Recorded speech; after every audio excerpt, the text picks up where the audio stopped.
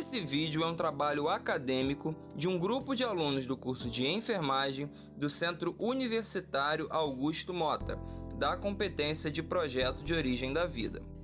E hoje nós iremos falar sobre a lesão por pressão.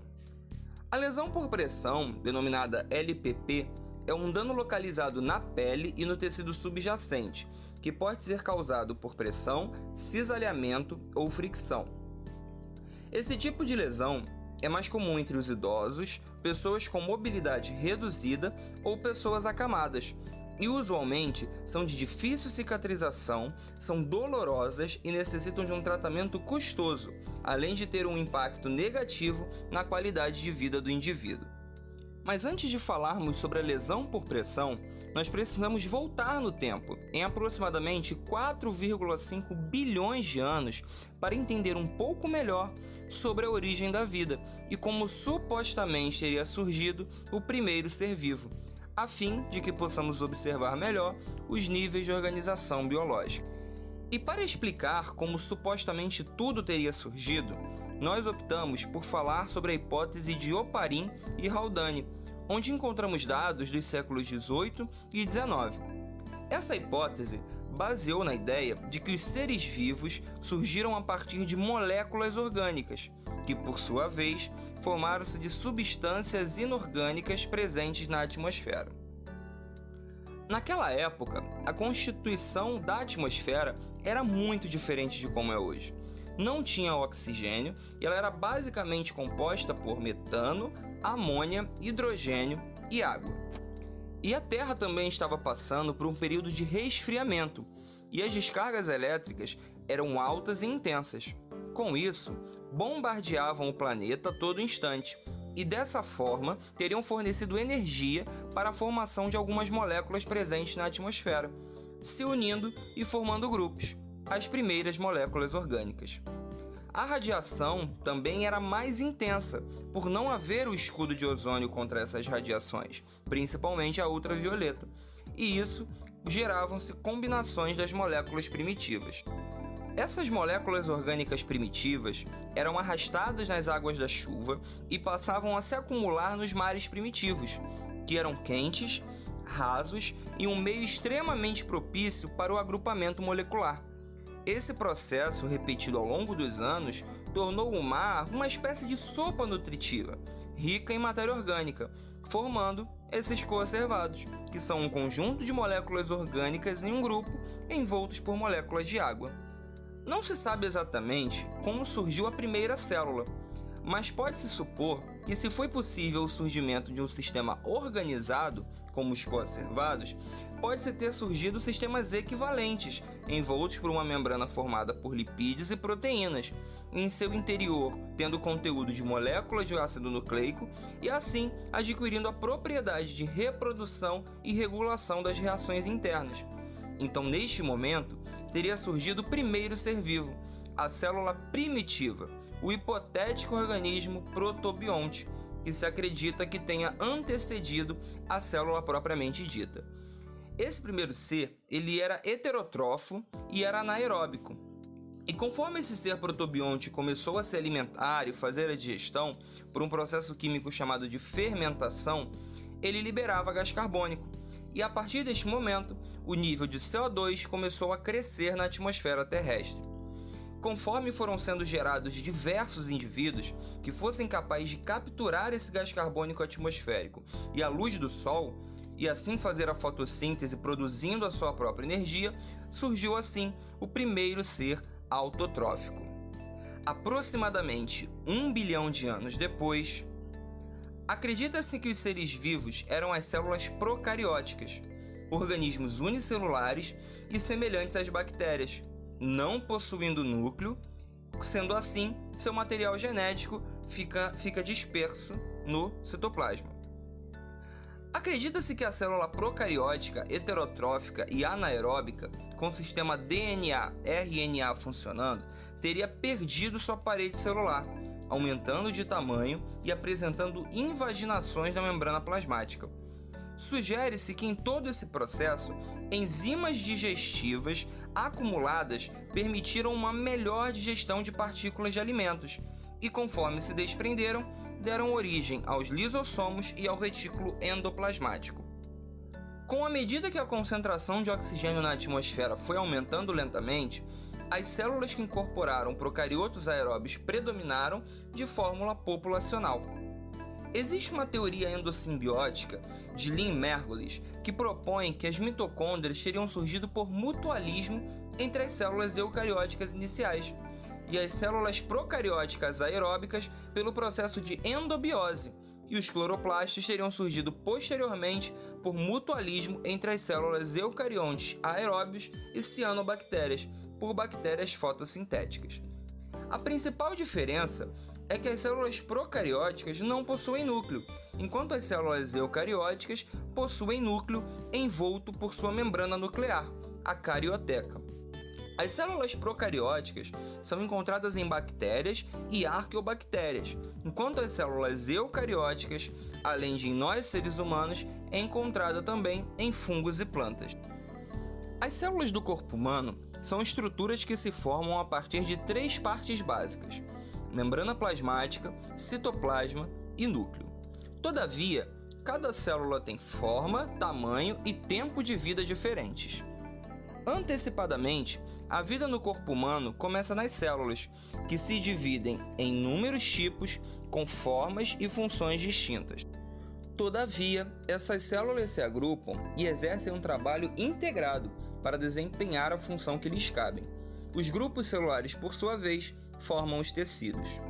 Os tecidos são divididos em 4 grupos: tecido epitelial, tecido conectivo, muscular e nervoso. No tecido epitelial, ele tem como características as suas células serem justapostas, com isso tendo pouca matriz extracelular e sendo avascularizado, dependendo assim do tecido conectivo e da lâmina basal para que ele possa ser nutrido. Como funções, eu posso colocar a proteção, no caso o revestimento interno e externo, a absorção e a secreção. E o tecido epitelial vai ser classificado quanto ao número de camadas, sendo simples, estratificado e pseudoestratificado, e quanto à sua forma, pavimentoso, cúbico, cilíndrico e de transição. O tecido conectivo se origina da mesoderma, e as suas principais características são diversidade de células, abundante matriz extracelular, ele é irrigado e inervado. E as suas principais funções são conectar tecidos, a sustentação, o preenchimento, a absorção de impactos, resistência à tração, a elasticidade e o armazenamento de energia. O tecido muscular é um tipo de tecido animal que apresenta como característica mais marcante a sua capacidade de contração. Esse tecido é essencial para o funcionamento do nosso corpo, sendo ele o responsável por garantir, por exemplo, os nossos movimentos e o batimento do coração. O tecido muscular apresenta células com capacidade de contração, sendo também chamadas de fibras musculares ou miócitos, em sua forma mais madura. Essas células são alongadas e apresentam grande quantidade de filamentos de proteínas contratas, como a actina e a miosina, e algumas de suas nomenclaturas também serão diferentes. A membrana plasmática passa a se chamar sarcolema, o citoplasma se chama sarcoplasma e o retículo endoplasmático passa a se chamar retículo sarcoplasmático. E esse tecido muscular ele vai ser dividido em 3 grupos. O tecido muscular estriado esquelético, onde seu movimento é voluntário, ele possui estrias e sua contração é rápida. Vai ser dividido também em tecido muscular estriado cardíaco, em que seu movimento é involuntário, sua contração é vigorosa e ele também possui estrias. E no tecido muscular liso, ou não estriado, que pelo próprio nome já diz, ele não possui estrias, o seu movimento é involuntário e a sua contração é lenta. E o outro grupo é o tecido nervoso, que é um tecido de comunicação, capaz de receber, interpretar e responder aos estímulos. As células do tecido nervoso são altamente especializadas no processamento de informações, e os neurônios transmitem os impulsos nervosos e as células da glia atuam junto com ele. E esse tecido nervoso vai ser dividido em sistema nervoso central e sistema nervoso periférico. O sistema nervoso central ele vai ser dividido basicamente em encéfalo e medula espinhal, e ele é revestido por 3 membranas, a pia mater, a aracnoide e a dura mater. Já o tecido nervoso periférico ele é dividido em nervos e gânglios. Agora sim, podemos falar desse tecido lesionado, desvitalizado, que é o intuito de todo esse apanhado de informações. É de extrema importância que entendamos todos os tópicos citados, porque é da competência da enfermagem tratar para que o paciente não apresente nenhuma lesão por falta da troca de decúbito e nem por nenhum risco biológico como fator agravante. E é o profissional enfermeiro que irá avaliar o tecido lesionado e definir qual será o tratamento utilizado para sanar aquela lesão. Mas para isso, precisamos entender melhor o que leva esse tecido a ser lesionado. A lesão por pressão ela pode surgir em poucas horas, devido à interrupção do fluxo sanguíneo para a área, por oclusão dos capilares, interferindo na oxigenação e na nutrição dos tecidos, ocasionando consequentemente isquemia, hipóxia, acidose tissular, edema e também a necrose celular, podendo ser ocasionadas por fatores internos e externos. Os fatores externos estão relacionados com o mecanismo da lesão, aqueles que impedem a circulação sobre a superfície da pele, sendo eles a pressão, o cisalhamento e a fricção. A pressão é o fator mais importante, porque o tecido mole é comprimido entre uma proeminência óssea e uma superfície dura, causando a isquemia. O cisalhamento ocorre quando o indivíduo desliza na cama, e a fricção quando duas superfícies são esfregadas uma contra a outra, e a umidade assim também agrava os efeitos da fricção. A pressão é, sem dúvida, o fator principal para o desenvolvimento dessa lesão por pressão. Já os fatores internos, nós podemos dizer que são a idade, a má nutrição, imobilidade, alteração do nível de consciência, incontinência urinária ou fecal, peso corporal, diminuição da sensibilidade à dor, desidratação, alterações respiratórias, hipertermia, uso de medicamentos, presença de doenças crônicas como diabetes, alterações circulatórias e o uso do fumo também reduzem a perfusão dos tecidos, contribuindo para o aparecimento da lesão por pressão. As pessoas mais suscetíveis à lesão por pressão são aquelas que se encontram imóveis, limitadas à cama ou à cadeira de rodas, ou seja, aqueles pacientes que estão inaptos a detectar sensações que indiquem a necessidade de mudar de posição. E já sabendo disso tudo, nós podemos classificar a lesão por pressão. E ela será classificada por categorias.